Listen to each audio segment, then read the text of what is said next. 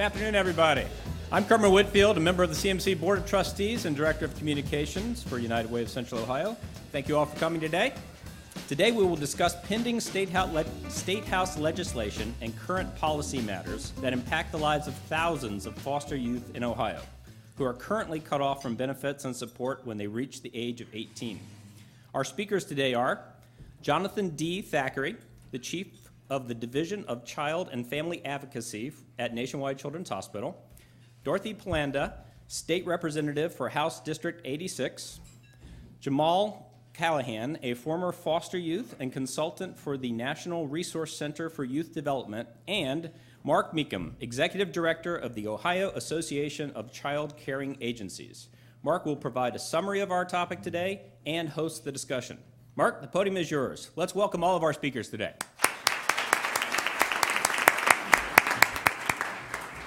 Well, thank you, and special thanks to the sponsors of this event, including the Dave Thomas Foundation for Adoption, and to the members of the Columbus Metropolitan Club for hosting us and providing a forum for a conversation on this very important topic, 18 and out, the foster care dilemma.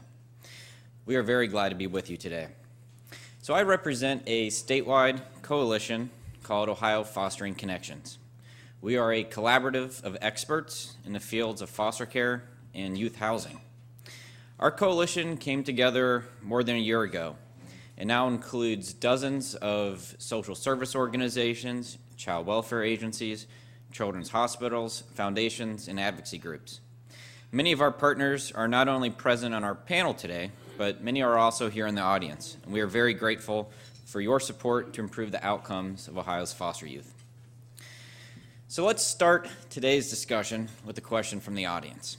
With a show of hands, how many of you have been the parent of a teenage child?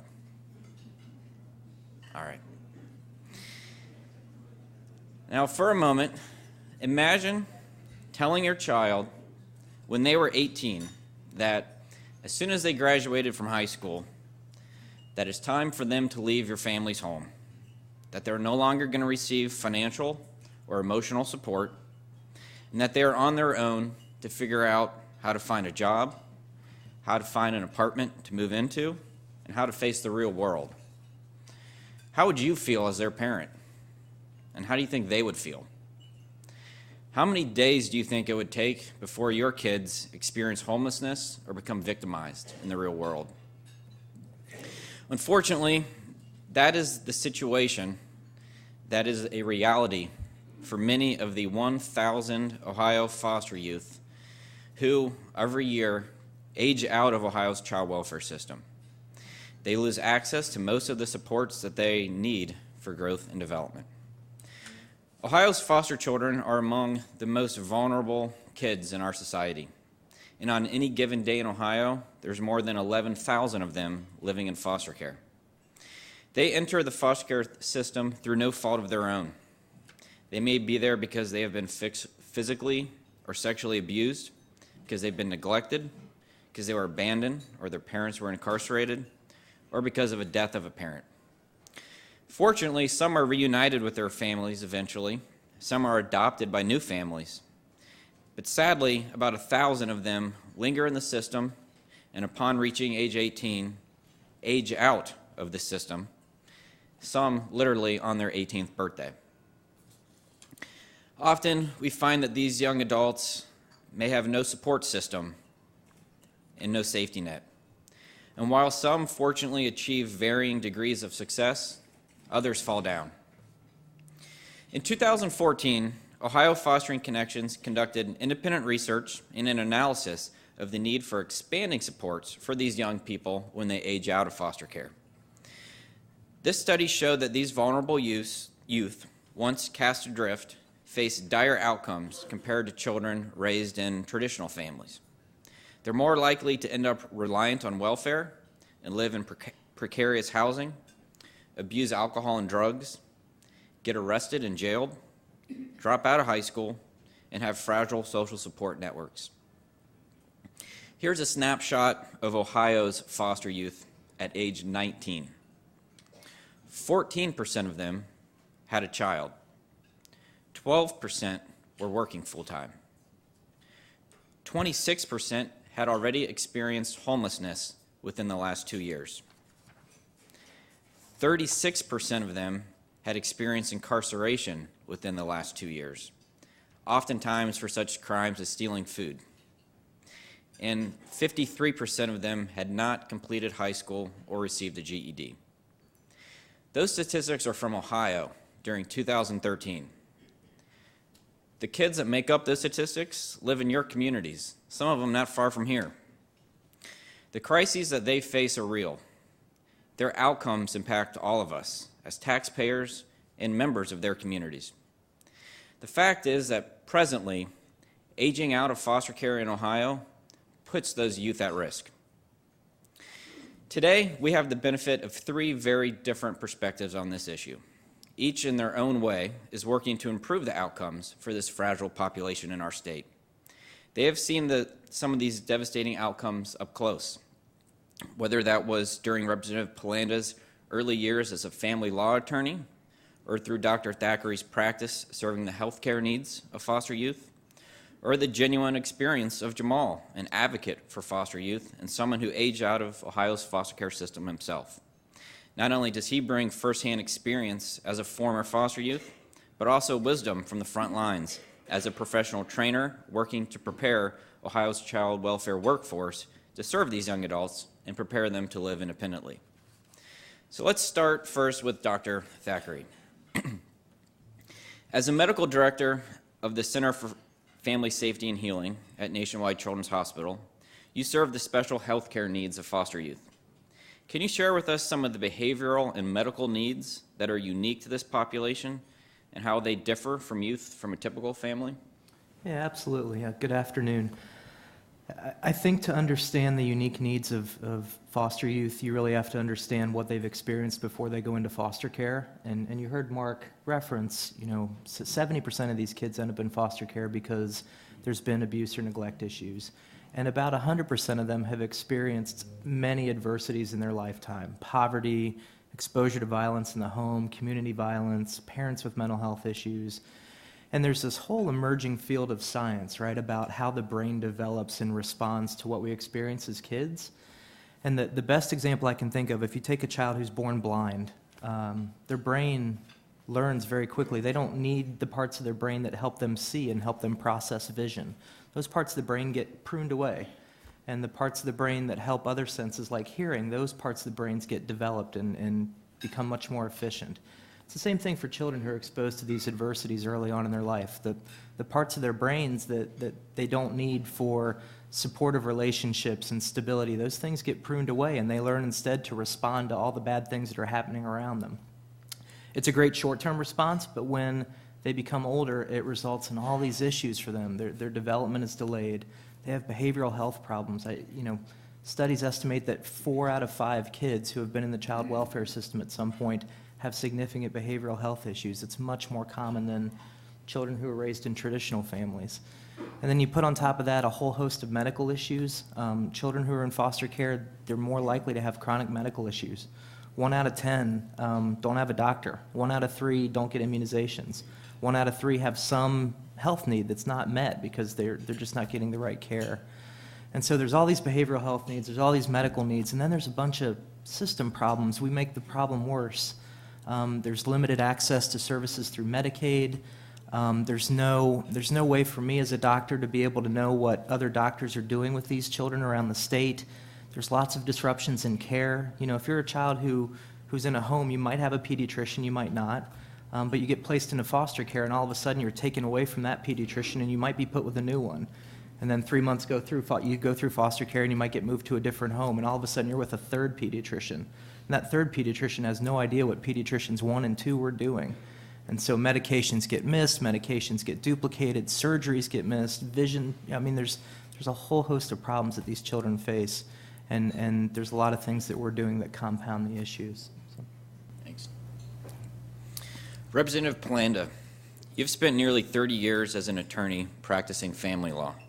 With that experience, as well as in your current position as a member of the Ohio House of Representatives, how would you describe Ohio's foster care system, and what are other states doing differently than Ohio? Well, my perspective on the foster care system is as a result of 30 years as a family practice lawyer, in which in many cases over the year I was appointed as an attorney to either represent a family who was in the foster care system or a foster child themselves. And through that process, and as a mother myself, recognized the vastly different world that these children grew up in as opposed to my own children. When I joined the legislature by appointment in 2011, I remember my local assistant prosecutor saying, please make the issue of age out of foster care one of your #1 priorities. And so today, I'm very proud to be sponsoring House Bill 50, which in part will provide an appropriation to children, the 1,100 children who age out of the foster care system who choose to participate in a work mentoring and job training program. Yesterday was our 3rd hearing on this bill, and I want to read to you some testimony. And I think this testimony says it better than anything else that I can say about my current perspective on this. This is from a young lady who came before our committee, and she was our final witness yesterday. When I aged out of the foster care system, I had only just moved into the dorms at Capital University. I was given my own dorm room that was no bigger than a small walk-in closet. And even though the entire building was filled with other students, I was alone because none of the other students were like me. I had all of my worldly possessions in that closet-sized room. I was no longer living with the other foster youth who had become my family. Other students went back to their homes during breaks, but I spent Thanksgiving, Christmas, and winter break, and spring break by myself in that dorm. By halfway through my sophomore year, I was unable to continue with school. I got on food stamps and somehow was able to scrape up $10 here and $25 there, not enough to pay my rent, but enough that they would let me stay a few more days. I was constantly in fear of becoming homeless. At the age of 18, I wasn't ready to become fully independent. Honestly, I don't think anyone is, but I didn't get that choice. Had I been given the choice not to be in foster care, but to have the continued support of the foster care system, such as a mentor, someone to check in on me who knew the difficulties of aging out and of going from foster care to college, classes to help me stay in school and to help me learn the skills to live independently, and a place to go when I couldn't support myself anymore, I would have said yes. So that is the passion that is driving me to see this bill through to its fruition. We have a hearing next Tuesday to vote this bill out of committee, and I will spend the rest of this week and the weekend whipping votes, so to speak, talking with each of the committee members who have heard the testimony and stressing to them that this is not a Republican, not a Democrat issue, but an issue for all Ohioans, and we need to get behind this bill and support it to its fullest. Mr. Callahan, so as a former Ohio foster youth yourself, tell us a little bit about your childhood and your experiences when you aged out of the system as a young adult. Well, thank you for having me here today. I entered foster care when I was 13. My mother, of course, was one who was drug addicted, and it was three of us, my older brother, who was 2 years older than me, and my youngest sister, who we are 10 years apart.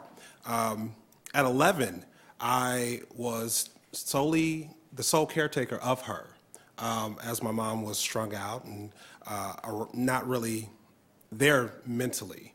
So 2 years in doing that, by the grace of God, someone, I guess, called. Someone called Franklin County Children's Services, and then that day we were taken away from my mother. Out of the three of us, I was the only one to go into care. My youngest sister went to live with her father, and my brother actually said, "You're not going to take me alive," and he ran. So he never was instituted into the system, which is, like I said, a silent blessing for me because I looked at being in care as a resource. My brother, unfortunately, ended up spending 17 years in prison for the decisions that he had made, not accepting the help from Franklin County Children's Services. But in all the years I was in care, I was in 9 different homes. Some things went right, some other things didn't go right. I had wonderful parents, wonderful foster parents throughout those 9 homes. But as I was emancipating, there was no other choice. You know, I really didn't think about going to college. As I was graduating from high school, I was emancipated. I had my own apartment. I felt this is the life. You know, I'm working full time. I'm on my way to graduation, and I have my own apartment. Well, the stipulation at that time, back in '98, was we'll pay your apartment, we'll pay all your bills for 6 months. And after 6 months, all ties would be cut. Luckily, I had a very still dedicated worker in the system that said, you know what, you have a lot more to offer. Let's go down, let me get you enrolled in school. And that's what we did. I ended up getting a full music scholarship to Central State University, and you know, the rest is pretty much history. And you know, I looked at how important it was for that next step, because if I wouldn't have went to school after that 6 month, where would I be? I knew I didn't make enough money at Foot Locker to sustain rent $600 a month plus utilities and still needing to eat. And you know, there wasn't enough, nor did I think I was actually ready. So making that move to go to school was the best choice I've made. The flip side of youth who actually decide to enter college or any post-secondary education is during the holidays and the breaks, we have nowhere to stay. Luckily, I had connections and those people that I call lifelong connections, where I was able to ask, hey, I'm on break this week, you know, can I come crash at your house? And, you know, they came through. But not every youth has that. Not every youth has that significant person that they can call once they leave care to say, hey, can I crash on your couch? Or is there a room that I can stay for spring break or Christmas break?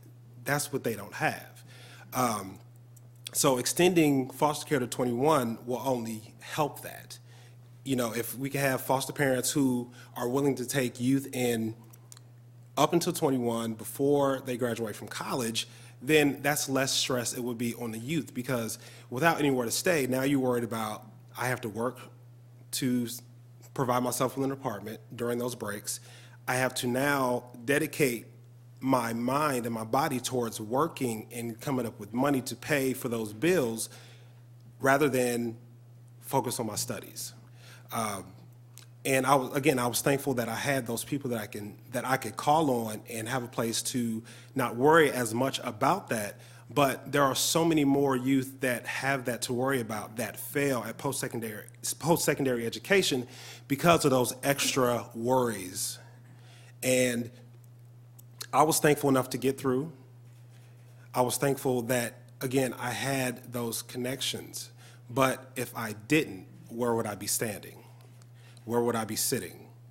There's a lot of youth that want to succeed, but the deck is stacked against them. Me personally, that's why I fight so hard, and that's why I advocate, because we need these supports in place. Without them, there's a long line of youth, and even, you know, Mark said it, 26% of youth that age out of foster care in Ohio in 2013 experienced homelessness. How is that helping them succeed? How is that helping them to prepare to be, you know, tax-paying citizens? It's not. So, you know, from my personal experience, you know, I've deemed my life work, as the representative said, to make sure that those supports get put in place. Thanks. So, Representative Palanda, with your legislation, if it were to pass into law, do you think youth who are in a similar situation as Jamal aging out would be more likely to pursue higher education? Well, that's our concern, and when, you know, anytime you have legislation, you have to do what's called a fiscal analysis, and in determining what monies we would need to address this situation, there becomes a question. If we offer this, how many of our foster youth that are going to age out of the system will take advantage of it? And so quite realistically, in looking at this appropriation, which either can be done with a one-time appropriation or a phase-in period, we anticipate that, initially there won't be as much participation in this program until we get the program up and start seeing the successes, and that other foster youth will be examples for those to participate in the program. Mark, could you speak a little bit about the latest figures for what this is going to cost? Do you have those numbers available, or can you speak generally about it? Sure. So we commissioned an independent research study to evaluate both the costs of implementing this program over a 10-year period, but also the benefits to society. And what we found is that while there are real costs of providing housing and case management support, supportive services to these youth between the ages of 18 and 21, there's actually a very significant amount of cost savings that our state would experience. These youth would be more likely to have a high school education, more likely to pursue college, and if you do that, your earnings potential goes up. And there's a lot of research that shows with just 1 year of community college, the amount of money that you'll earn during the next 5 years or your whole lifetime increases significantly. So our researcher took that type of situation into account and found that by making more money, you're paying more in income taxes to the state, and by having better outcomes, having more stable housing situations, we've learned from other states that you're less likely to experience homelessness, less likely to be incarcerated, which is very costly.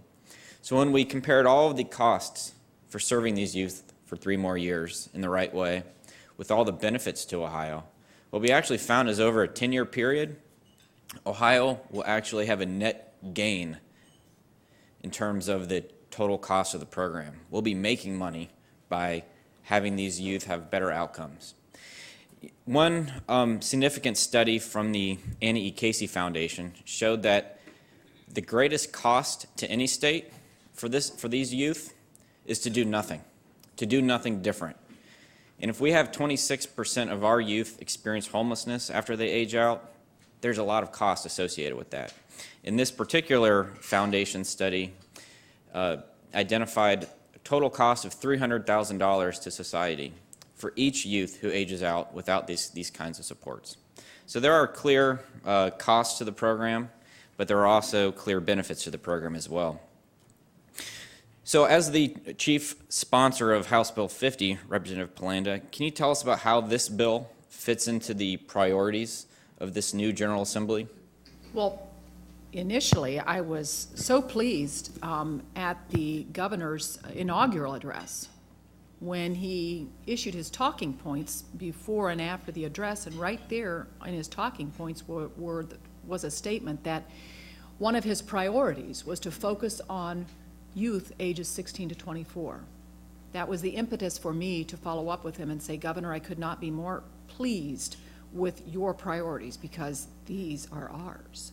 And so I'm really excited about the fact that he's thinking the way that we're thinking in terms of the legislature from an economic standpoint, from a human perspective, that if we, and I believe that the governor's very soul is committed to the concept that the future of Ohio's economy is in direct relation to the health and the future of Ohio's families, their financial health, their physical health, and their mental health. And that we, as governor and legislators respectively, need to do everything we can in our power to provide families and children with the tools they need to succeed and help others succeed. And I truly believe that's his philosophy. Of course, that's my philosophy. And together, I think with that philosophy, we can accomplish great things in this legislation and in this legislative term.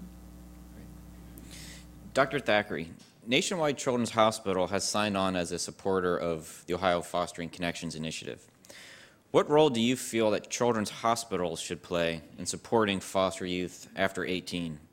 And if this bill passes into law, do you feel that there's a need for hospitals to redesign their programs that serve this population? Yeah, children's hospitals are we're just a piece of the puzzle, but I do think it's an integral piece of the puzzle. As I'm listening to Jamal talk about worrying about his job and his education, what occurs to me is if you have diabetes and you can't get it controlled, if you can't control your asthma, if you've got depression and anxiety to the point that you can't function, then it impairs your ability to get and keep a job. It impairs your ability to learn. And so all of these things go hand in hand. So I guess all that to say, children's hospitals, I think, play a key role in this and would benefit both from passage of the legislation and be a partner in helping these children succeed. I wouldn't call it a redesign. I would call it an expansion of some good things that are going on. So Cincinnati, Columbus, Cleveland, all of those children's hospitals and others have started to design various models of care specifically aimed for this population. And, you know, at least here in Columbus, we take care of kids through 21, and, you know, quite honestly, we take care of some of them to 22 and some of them to 23 because we know that they need extra assistance and they need special help. And we spend as much of our time talking to them about health as we do about professional development and finding them jobs and helping find them housing and working with, you know, wonderful groups like Starfish Alliance. I see Annie out there, working with community partners to really just be part of the net that wraps around these kids and helps support them. I think, you know, very specifically, children's hospitals have a role in bringing together people throughout the state. We have been working for about a year now with a county down in southeast Ohio. They have a handful of pediatricians. They have a fair amount of behavioral health resources. They have a children's services agency, of course. But what we found was that none of them were talking with each other about this group of children in foster care. The pediatricians didn't recognize the unique needs that these children had. They didn't understand the importance of communicating with the behavioral health providers. Children's Services was sort of doing their own thing. And so for the last year, we've been going down into this county and bringing together representatives from each of these agencies and each of these healthcare systems to really provide a collaborative, coordinated model of care for children and just bring the people together and get them start talking about how can we all get on the same page for what's best for this specific child. And it's been successful, and I think that's one of the key roles that children's hospitals can have in all of this is bringing together government agencies, bringing together the education, bringing together the medical and the behavioral health, and getting people at the same table to move forward with the same goal. So if this bill is passed into law and youth were continued to be served by social service organizations for an additional 3 years, do you think that it's likely that they would continue to receive integrated health care from children's hospital type settings? And if so, what kind of impact would that have on their life? I think the impact's tremendous. I mean, like I said, we spend as much time talking about non-medical issues with these kids as we do medical issues. And so I think most of us in hospital systems define a child out to the age of 21 as opposed to 18. And so I suspect most of us are providing health care for these children anyway. But there's a whole host of, you know, medical challenges they face when they age out at 18. Who's going to be their doctor? Will their doctor understand, you know, the events they've experienced leading up to this point of age 18? You know, will the doctor understand what their children's service agency goals are for the child? Will the child understand will the new physician understand what the patient's personal goals are for education and housing and jobs? So I think we're already providing the medical care. Several of us are already starting to focus on these other issues. So I think it's just a very natural fit as a piece of the puzzle for support for these children. Great. Jamal, the program that House Bill 50 would create would be voluntary. How can the state of Ohio design the program in such a way that these youth would actually want to voluntarily enroll in the program and participate? And if this program had existed when you aged out, what would it have needed to feature in order to attract you to enroll in it? I think the only feature that it truly needed to feature was just being prepared. And if you would have told me that, hey, I'll give you a few extra years to truly get on your feet and feel like you have a sort of a support system, then I would have been along with it the whole way.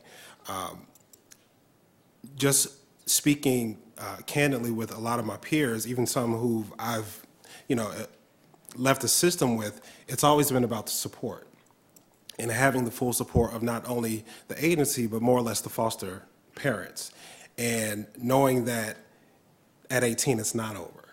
We're so worried that, our 18th birthday is coming up, what next?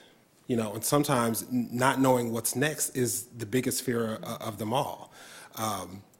So knowing that those supports and just that support would be in place for a few more extra years, all you had to do was sit down with me and have a conversation and said, hey, this is what the next plan is. And actually including me in that plan, say, okay, so what do you think? Do you think that, 2 more years, you'll have a place to stay, you can get your education?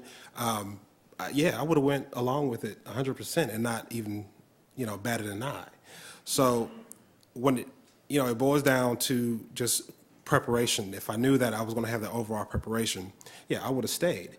And, the doctor said something about asthma and and you correlated it with just that awareness. And, I have four children. All of them have asthma. And what me and my wife do on a daily basis is surely all, preventative preparation. When it comes down to preventative meds, making sure that, they take them every day, making sure that we do everything in the house that we can do to prevent an asthma flare-up is not a normal person's daily routine. So what are we doing? We are preparing and we are preventing those things, those natural things that are in the house from affecting our children's asthma. So when you equate that to what needs to happen with the supports to foster parents, when it comes to the supports of, the agencies, period, it's all about preparing them and putting preventative measures in place to subside homelessness or subside for children not being ready when they turn 18. And that's one of the biggest issues that we see. Foster parents aren't prepared. I train all over the state for multiple agencies, and I see in most of my classes that the foster parents just aren't adequately prepared. And they might have knowledge and they've been foster parents for, 20, 25 years, but all they see is 18. I have you till you're 18, and after you're 18, there's nothing else I can do for you. Versus those that I've talked to personally, and they said, if I could have kept that kid till 21 and had more time to work with them, I would have done it. I would have done it in a heartbeat.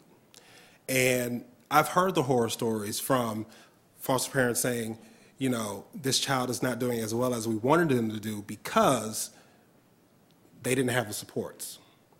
And I didn't feel like I had enough time to prepare them for life, especially when they come in at 16, 17, and 18, because they turn right back around and they're exited out into society. So. In just a minute, we're going to start taking questions from the audience. So please start organizing your questions now. So final question for the panel goes to Representative Palanda. I noticed that when House Bill 50 was introduced, there were around 13 co-sponsors. Around half are Democrats and half are Republicans. And I've testified to the House Community and Family Advancement Committee about House Bill 50. And what I've found is that Republicans and Democrats on the committee both seem equally interested and supportive of this bill. So in an era where not many bills that move and eventually pass into law are bipartisan, what makes this bill different? Because as I've said, I don't think this is a Republican or a Democrat issue. Second, I am a legislator who has a reputation of reaching across party lines to effectuate change. And so from the beginning, I worked to build relationships with all legislators in the Ohio House of Representatives. The key to any business, including the business that I'm in, is to build relationships. That takes a tremendous amount of time. To meet with each legislator, to understand why they are there and what their mission and their passion is, to help them with their goals, and in turn to develop a relationship of trust and care about my issues, so that when a bill like this comes along, that relationship is already there, and they come to me and say, I know you, this has to be a good bill, and let's get on board with it. And it's very important to me that I have not just the majority vote, but that I have all the votes for this, because this is important to each legislator's community. We're now going to take questions from the audience, which is a tradition of Columbus Metropolitan Club events. So before asking your question, please state your name and then ask your question. And we thank you in advance for avoiding long editorial comments. My name is Susan Emerson, and this topic is very personal to me because at this moment I have living in my house a 22-year-old young man who was a classmate of my son's who would have been homeless at 18. So my son's off at college and his friend is living in our house, and we think about 6 months from actually launching on his own now. Based on my experiences with him, one question I had as I listened to you, there was a lot of discussion about getting kids into college, which is a wonderful thing. But we all know that not all kids are going to follow that path. Some of them don't have the emotional maturity and the executive function to make it in that vein right now. So what is some of the support that would be offered through this bill for kids getting, because one other thing I do need to say is, unlike in 1998 when you were launching into this, nowadays, for an unskilled worker, there are no 40-hour-a-week positions available. There are a lot of positions they can get at minimum wage, but they're 20 to 30 hours a week. So it's an additional challenge in supporting themselves. Why don't we start with Jamal? Okay. I think this bill is very vital and very key because and correct me if I'm wrong, it gives extra funding to those programs who are going to put those programs in place. And we know that every kid is not built for a four-year college, but we do have allies and advocates that know that we can let the youth know that there's vocational schools, there's trade schools, there's two-year colleges, and that though a four-year institution might not be for you, there are other avenues. So we want to always encourage post-secondary education, but we want to guide them to what fits for them. I would say that part of this bill includes set-aside appropriation for the creation of an advisory board, and this advisory board is going to have 1 year from the date that the governor signs this bill into law to create the program, the mentoring program, the job training program, and the workforce development program. You know, Governor Kasich is a great advocate for saying not every child should even be thinking or steering, we shouldn't be steering 100% of our children into college. We need to recognize each child's unique talents and abilities and recognize them early so that we can be steering them into the appropriate career for their future. So I don't think that at any time the focus of this legislation was to steer all of them into a four-year college program. That's not my focus as a legislator. That's not Governor Kasich's focus. But this committee that will be created will be vested with the responsibility of how we create this job training and mentoring program. Next question. Hi, I'm Bill Lafayette. I'm a member of the CMC board, but I'm also the owner of a firm called Regionomics, which focuses on local economies and workforce development. And that's the perspective that I ask my question, which is actually a riff on the last question. We know that there are all kinds of very formalized supports available in the workforce system for youth who are 18 to 24. And I'm just curious how formalized the relationship between this board, which is very important, and that system, which knows the needs of the local workforce and local employers, how formalized those relationships are going to be.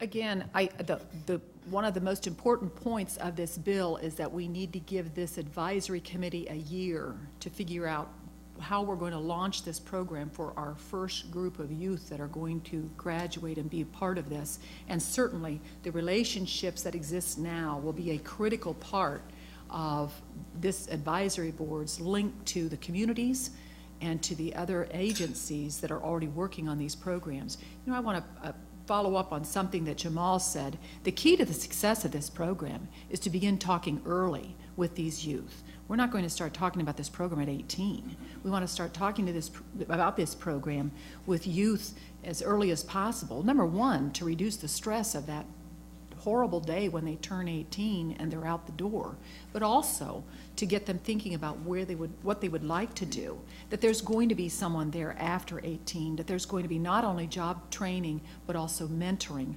as a part of this. Because what we found, and Jamal touched on this, is staying with them for 6 months after they graduate is not going to be the key to success. As a mother of 3 children myself, the mentoring never ends.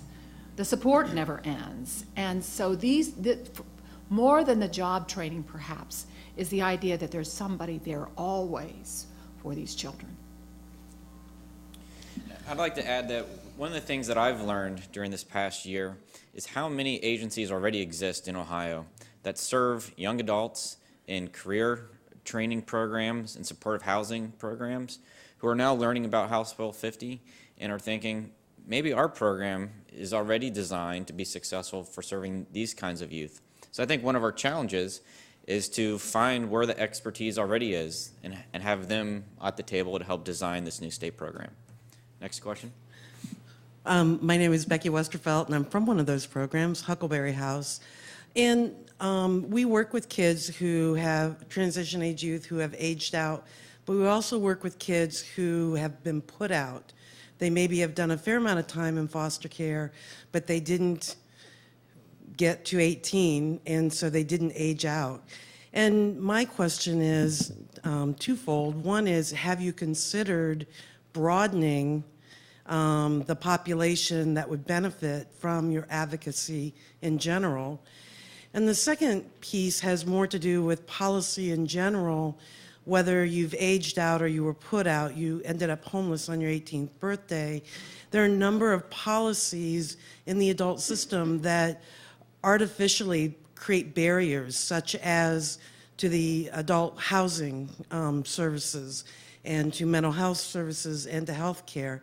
So could we consider, again, broadening your focus to look at programs and policies in the adult system that could work better with this population if they remove some of those barriers, such as whether or not you're a full-time student, what your rent history is, and that type of thing? I think the key right now, legislatively, is to get this first piece of legislation enacted into law. Obviously, this will be a work in progress. And as I like to say, we're eating the elephant one tiny bite at a time. So as this advisory board is created, as we work through this first year of this program, I think we'll learn a tremendous amount, and I think it will be the subject of future legislation. So stay tuned. Thanks. I'm Ken Thompson. I'm a residential architect.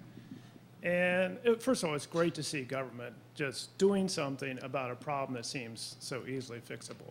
And it just seems like this sort of thing should fly right through, but they never do. And that's great to see.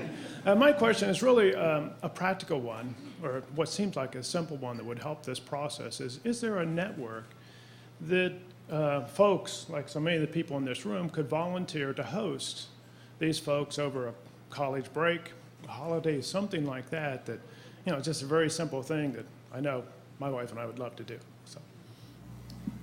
Well, Mark may be able to answer that, but I would say one of the challenges as a legislator, Mr. Thompson, is that you can't legislate volunteerism.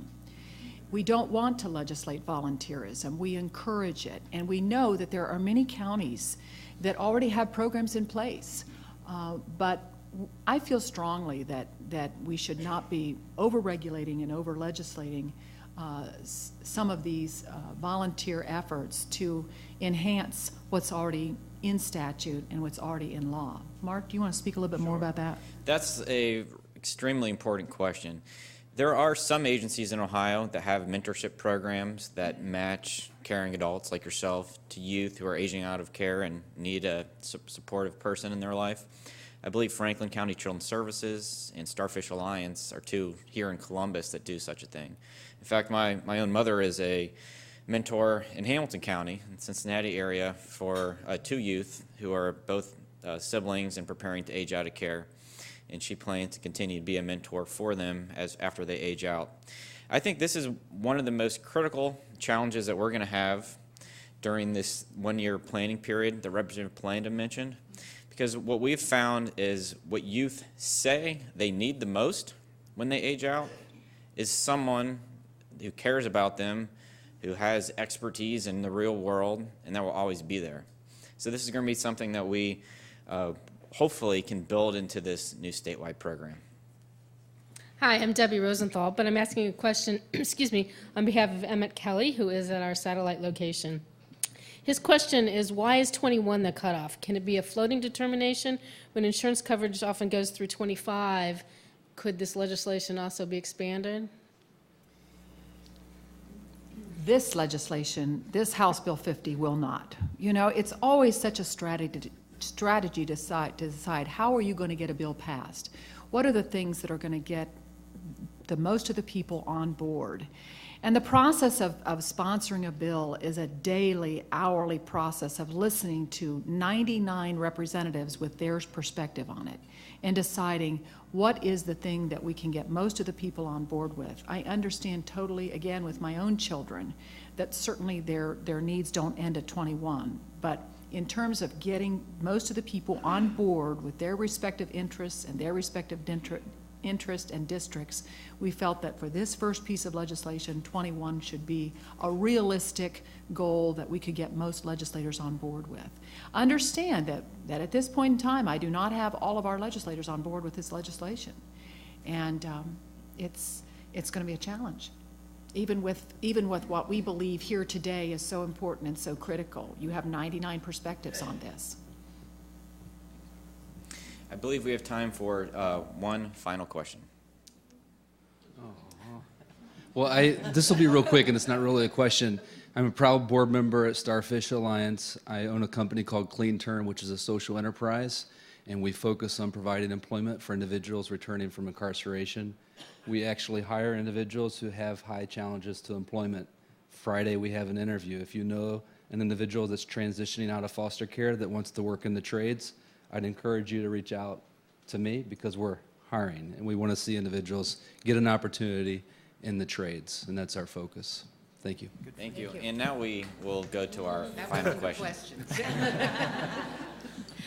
Marion Harris, a simple question. So many of these youth age out in the middle of their senior year in high school. Is there any way that we can convince or fund Children's Services or whoever is paying for the foster care to at least allow them to finish high school? Well, you know, again, those would be the details that we flesh out perhaps in a sub-bill or in subsequent legislation. But the focus, again, the most successful piece of legislation is one that is focused, that is a straightforward proposition, and you know, you just simply can't address every issue about a single topic in one piece of legislation. So, good point. But these are all very clearly very critical issues to the state of Ohio. I encourage all of you to be open to continuing this conversation. You can visit ohiofosteringconnections.org to learn more about the statistics cited today, to learn more about the pending legislation, House Bill 50, and to learn about upcoming events. Outside this room, there is a table on your left with a stack of reports from Ohio Fostering Connection that includes much of this information. So with that, I'm now going to turn it back over to Mr. Whitfield. Thank you. I hope you found today's forum compelling and informative. I know I did. Remember that you can view and share all of our forums on CTV Columbus Television, on WOSU and PBS affiliates statewide through the Ohio Channel, and anytime on CMC's website via YouTube. Once more, thanks to the Dave Thomas Foundation for Adoption for their support, and thanks to our speakers, Jonathan D. Thackeray, Dorothy Pallanda, Jamal Callahan, and Mark Meekum. And thanks to all of you for being here. We look forward to seeing you again in another CMC.